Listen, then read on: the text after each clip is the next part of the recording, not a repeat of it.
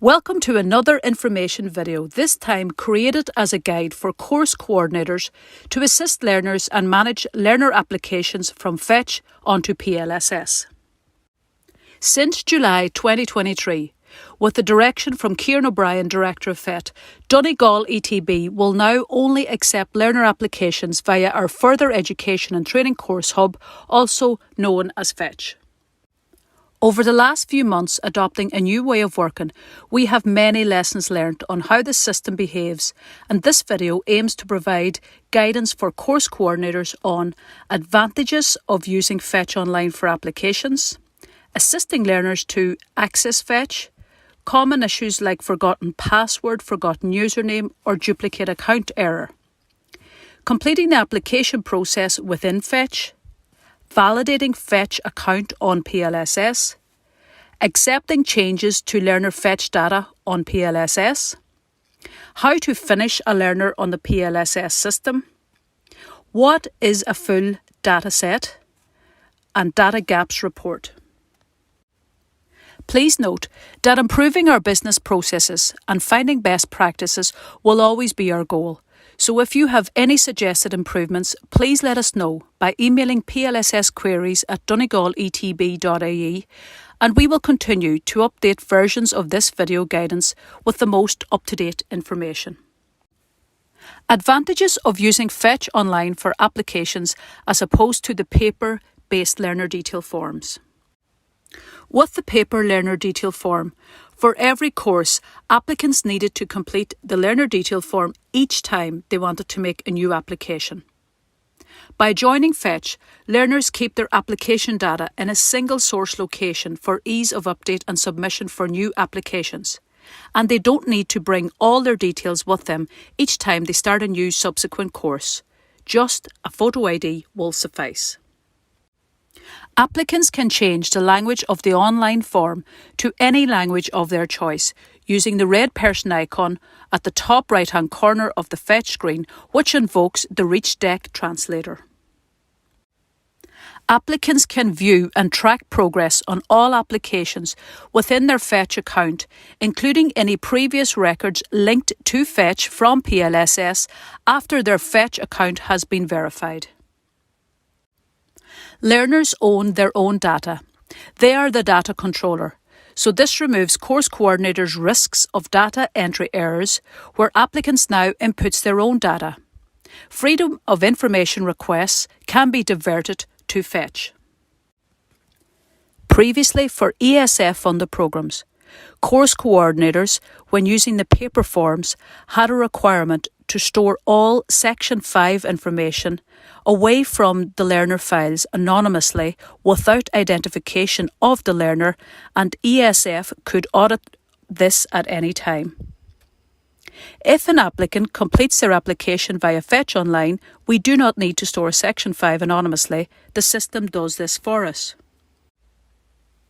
When applicants provide their data on FET, unlike using the paper form, there is no requirement to verify this data with signed documentation of sourced information, as self-declaration is sufficient via FET. However, if information is collected directly from the participant, the relevant proof forms should be signed by the participant and kept on learner files, including the data protection statement signed.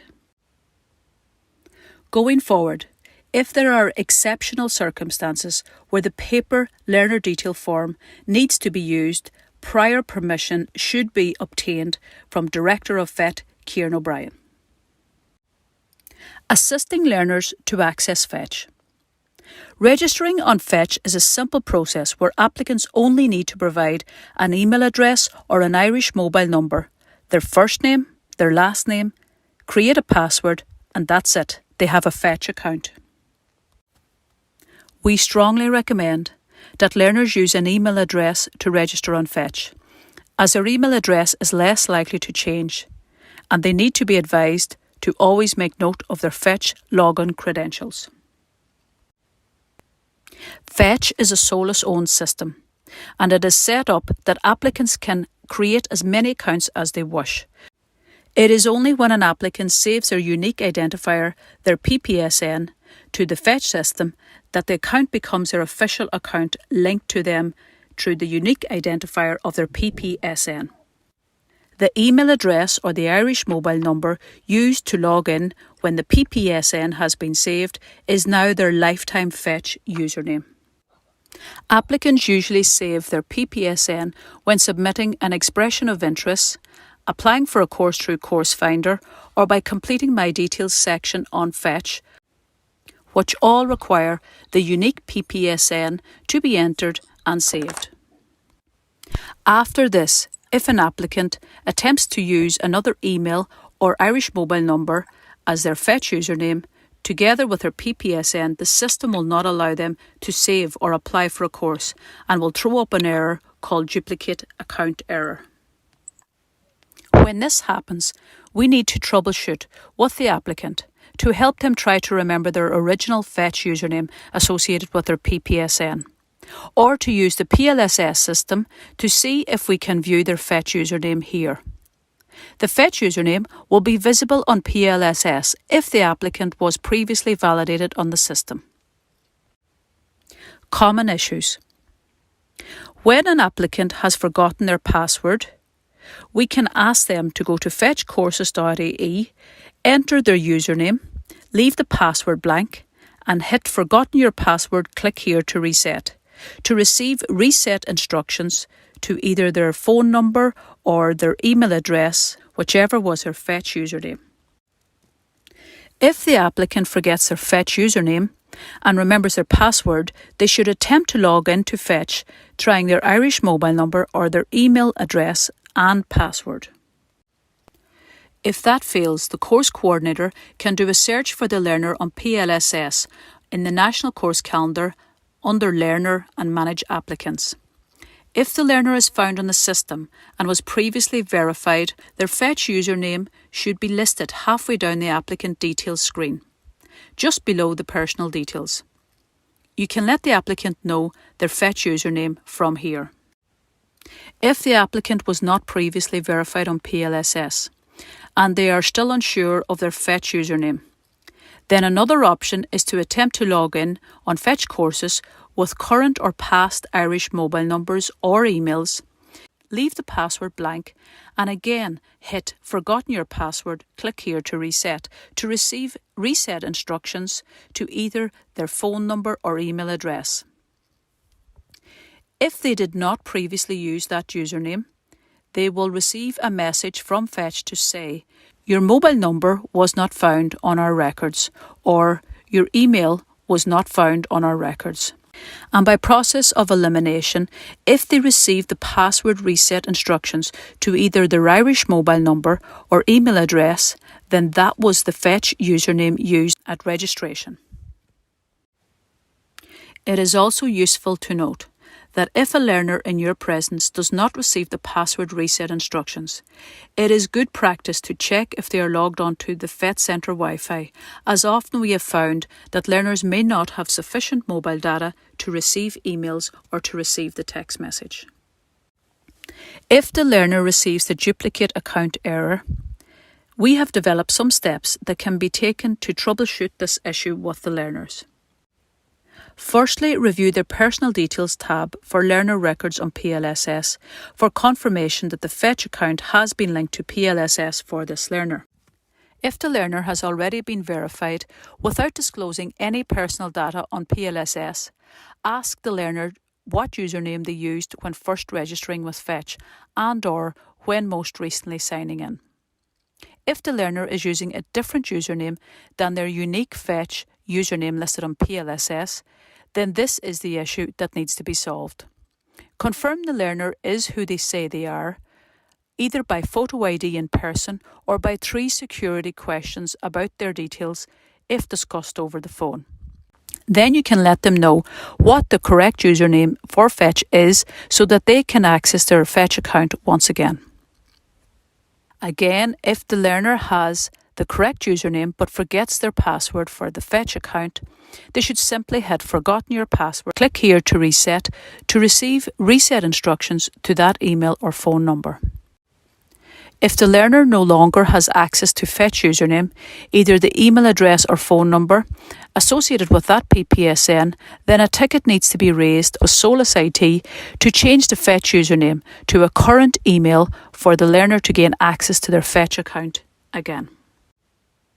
If the learner has not been verified on PLSS, then only when they provide a valid, in-date photo ID and proof of their PPSN ownership should the verification step happen, and this should only happen as part of the course offer and not to obtain the FET username. If all attempts to locate the FET username fails, your PLSS coordinator can raise a Solus Help Desk ticket to obtain the FET username associated with that learner's PPSN. Please remember to never send PPSNs or any other personal details belonging to the learner via email. And please never ask the learner to send any personal details via email also. Once the learner can access their FET account again, they can now change their FET username to a username of their choice on the My Details page. Completing the application process within FET. At each stage, when the learner is in course referrals, in progress, or call for course, an SMS or email or both should be pushed out through PLSS notifications to the applicant, reminding them to complete all the required My Details sections 1 to 4 on FET. Learners should also be advised to answer all of the questions on FET. They must first hit the Edit button on each page and remember to hit Save before leaving the page. Validating FET accounts on PLSS. So the applicant can have several FET accounts, but it is only when they are validated on PLSS that their PLSS account is linked to their lifetime FET account.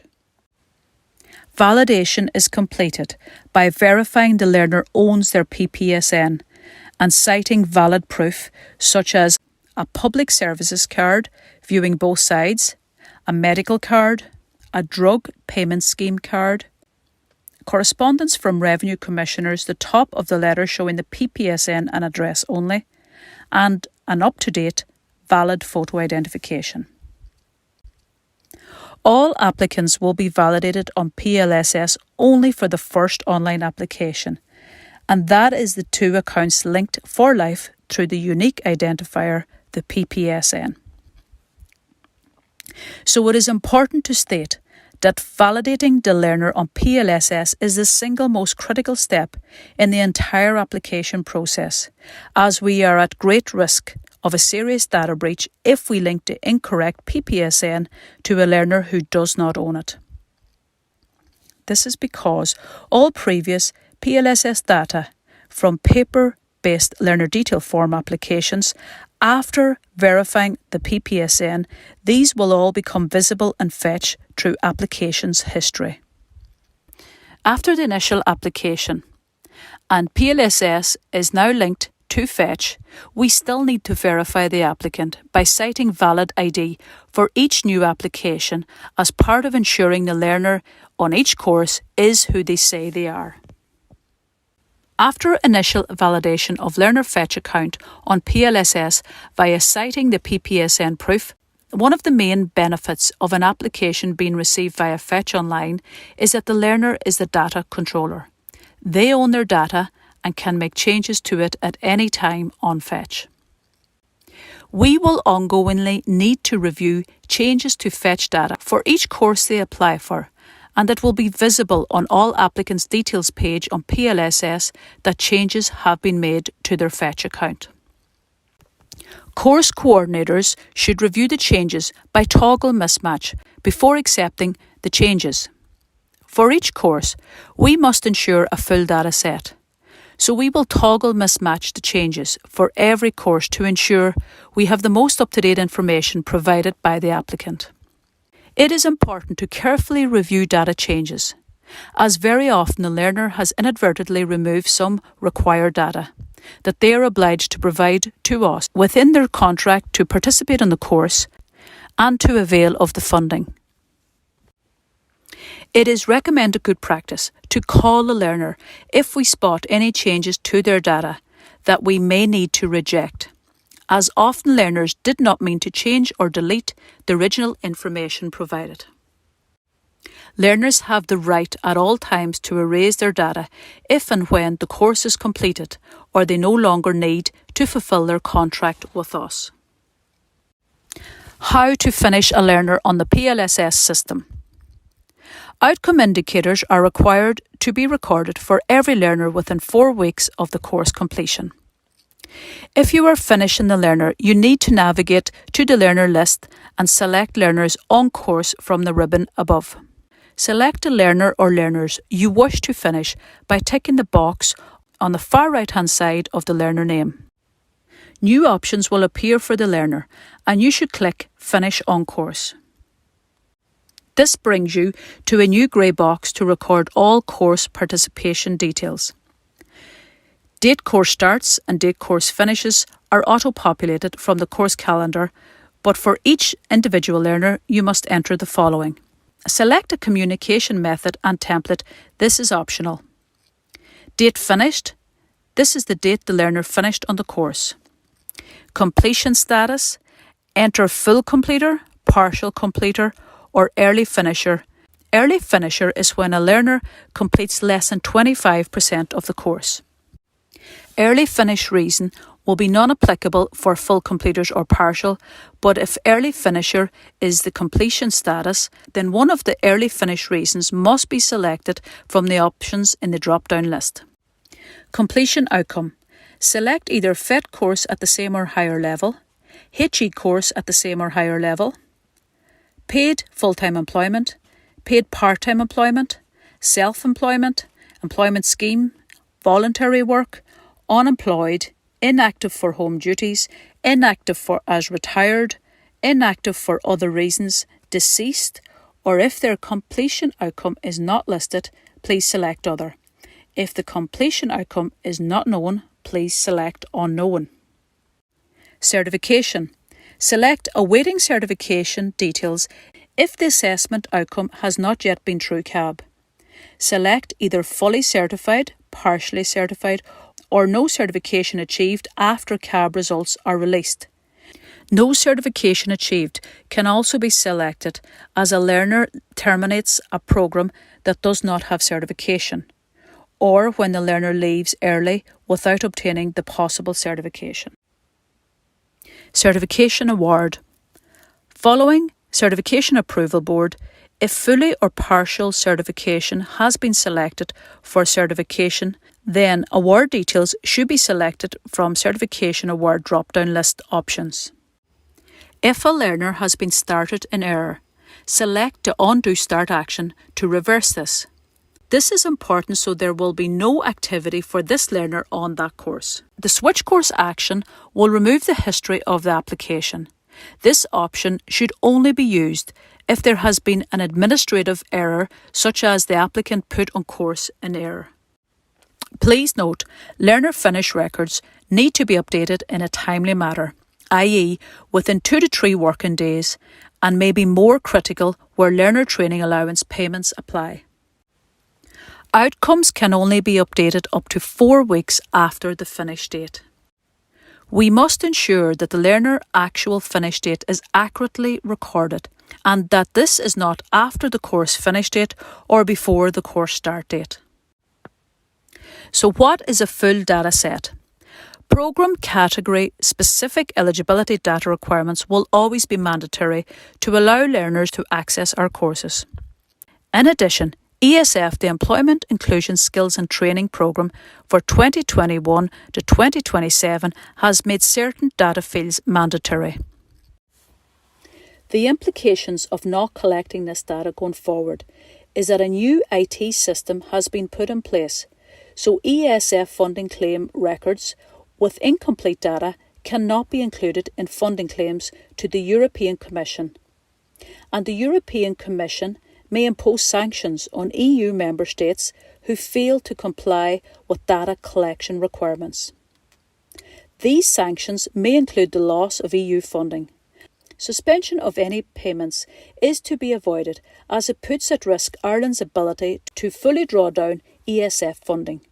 So critical data for ESF is PPSN on Fetch, PLSS course reference, gender on Fetch, date of birth on Fetch, accurate commencement date on PLSS, accurate completion date on PLSS, main economic status on Fetch, main economic start date on Fetch, accurate highest education level on Fetch. All Section 5 sensitive data must have responses on Fetch when a learner has started the course. Accurate termination of learners with specific immediate results. Outcomes must be recorded within 4 weeks on PLSS. Additionally, it is important that we understand what is required in terms of a full data set for the Strategic Performance Agreement targets as agreed by SOLAS and each ETB for 2021 to 2024. The following data is vital to contribute accurately to our performance against these targets.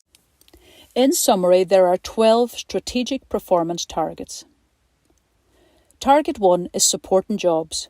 We must ensure learners are terminated on completion of a course, and only Level 5s and Level 6 courses contribute to this target. Target 2 is skills to compete. We must ensure we have recorded the principal economic status, as only unemployed learners contribute to this target, and only certified programmes for certain programme categories are counted. Target 3 is progression within FET. This depends on learners making more than one application in a calendar year and the programme type they progress to. We must ensure learners are terminated on completion of a course, as only learners with a finish date are linked to CSO data for accurate progression numbers. Target 4 is progression to higher education, and the same data required for progression within FET is required for this target. Target 5 is transversal skills. We must ensure learners are terminated on completion of a course. Only courses levels 1 to 3 get counted for this target, and they must have a certification outcome as either fully certified or partially certified. Target 6 is widening participation. Widening participation relies on completion of Section 5 data for all learners once they are on course. This sensitive data is optional, but learners must respond either yes or no if they do or do not want to answer the questions. Target 7 is adult literacy for life. Adult literacy groups, BTEI, ESOL, refugee resettlement, voluntary literacy tuition, all these cohorts contribute to this target. Target 8 is lifelong learning. This is wholly an age-based target derived from the date of birth and the course start date. All programmes contribute to this target, and the upper age limit of 64 is a European definition of a lifelong learner. Target 9 is skills to advance. Key to being counted for this target, we must have recorded the principal economic status as employed. Plus, the programme category must be skills to advance or eligibility as skills to advance dispersed. These will also be counted. Target 10 is the key skills needs. These are based on certain clusters, but to be counted the learner must be terminated on completion of the course, with certification outcome as either fully certified or partially certified, and outcomes of awaiting certification must be timely updated following the Certification Approval Board.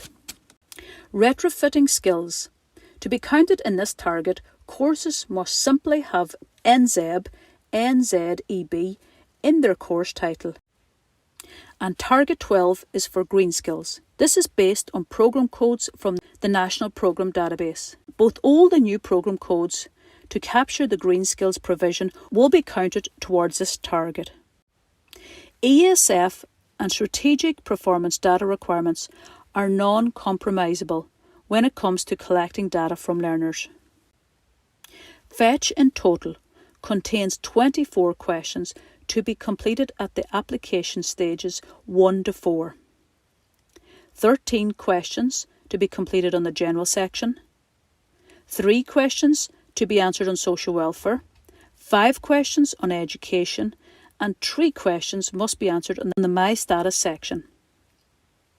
Out of these 24 questions, highlighted in yellow, only 14 of these are required for ESF. Only when the learner has started the course and has been brought on course on PLSS can the final further details section, known as Section 5, with sensitive data, be completed. There will be a total of 8 questions on the further details section, and although all these questions are optional, they do require a response from the learner. Do you want to answer this question, either yes or no, as ESF requires this data to complete the data set. So in total, there are 32 FET questions. 22 of these are mandatory as part of a full data set. It is important to note that there is a known issue with the FET system, whereby some questions do not save on FET or transfer over to PLSS. Particularly the question, have you gained qualification or credits through the formal recognition of prior learning or PL process, or have you taken any non-formal learning in the last 4 weeks, yes or no? Please note, these questions are not mandatory for ESF or the Strategic Performance Agreement targets, and although we encourage the learner to provide a response, we are not expected to go back to the learner if they have not responded. The data protection statement also mentions important note to learners. If you do not provide us with the personal data, you may not be able to enrol on a FET program. Running data gaps reports. The Learner Data Gaps report on the PLSS system is configured to identify learner gaps if any of the questions on the Fetch Learner Details is not provided. Therefore, course coordinators are advised to maintain their own manual checks to ensure full data set is obtained, based on the requirements I've outlined in this video.